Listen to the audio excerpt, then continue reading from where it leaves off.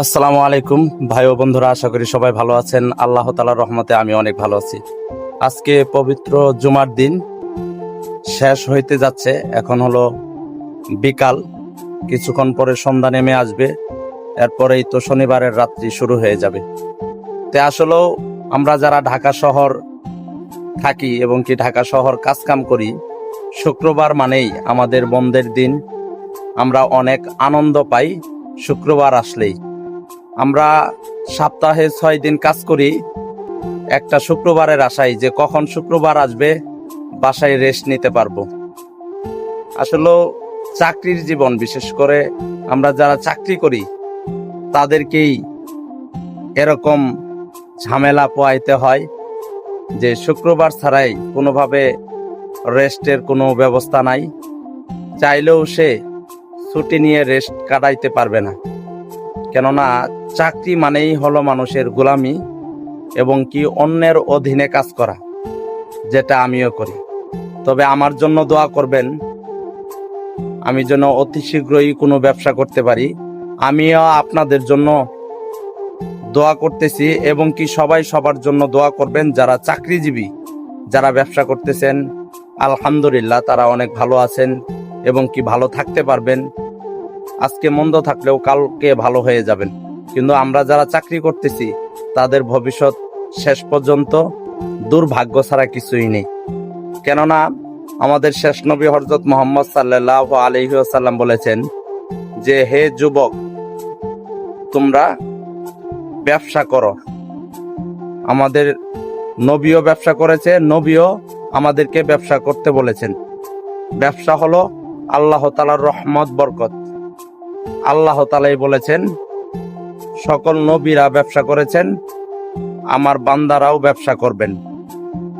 এবং কি নবীও বলেছে যে আমার উম্মত হিসেবে তোমরা ব্যবসা করো, কেননা ব্যবসায় অনেক বরকত আছে। অনেক সাহাবাগণ ব্যবসা করেছে এবং কি নবী ও রাসূল ব্যবসা করেছে। তাই ইনশাআল্লাহ আমরা সবসময় চেষ্টা করব ব্যবসা বাণিজ্য করার।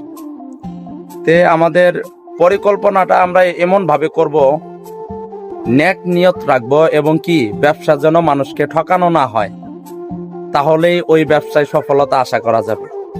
যদি মানুষকে ঠকাবো বলে ব্যবসা শুরু করেন, তাহলে মনে হয় না যে সফলতা আসবে।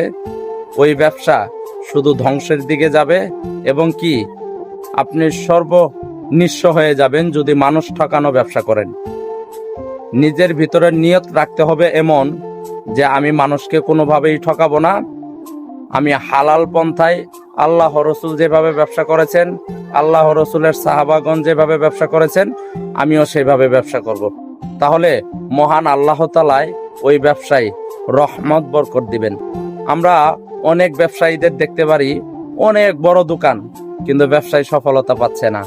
আবার আমরা অনেক দোকানদার ভাইদের দেখতে পারি অনেক ছোট্ট দোকান, মাশাআল্লাহ সে খুব ভালোভাবে চলতেছে। আমি বুঝাইতে চাচ্ছি যে যে হালাল করবে সে ছোট্ট হইলেও সফলতা পাবে, আর যে হারাম মানুষ ঠকাবে সে অনেক বড় ব্যবসায়ী করুক না কেন, তার সফলতা আসবে না। তাই ইনশাআল্লাহ আমরা আল্লাহর ভয় রেখে ব্যবসা শুরু করব। এবং কি আরেকটা বিষয়, আমরা একজন আরেকজনকে বেশি বেশি দোয়া করব। যারা আমরা চাকরি করি তারা যেন ব্যবসায় আসতে পারি, ছোট্ট হোক বড় হোক, সবাই আমরা ব্যবসা করার চেষ্টা করব। ব্যবসা যত ছোটই হোক না কেন, নবীর সুন্নত। আর আল্লাহ রসুল কোথাও আমাদেরকে চাকরি করতে বলেন নাই। তাই ইনশাআল্লাহ চাকরি এটা আমাদের পছন্দের জিনিস।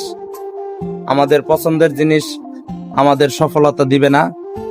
যেগুলা আল্লাহ রসুল করেছেন, আল্লাহ করতে বলেছেন আমাদেরকে, সেগুলাই করতে হবে। তাই ইনশাআল্লাহ আমরা শুক্রবারের আশায় না থেকে আমরা 30 দিনই যেন একটু রেস্ট করতে পারি এবং কি ব্যবসা করতে পারি, নিজের স্বাধীনতা নিয়ে চলতে পারি। তাই ইনশাআল্লাহ আমরা সবসময় নিজের ব্যবসা করার চিন্তা ভাবনা রাখবো। একলা না পাইলে আরেকজনকে পার্টনার নিব, তবুও আমরা ব্যবসা শুরু করবো ইনশাআল্লাহ।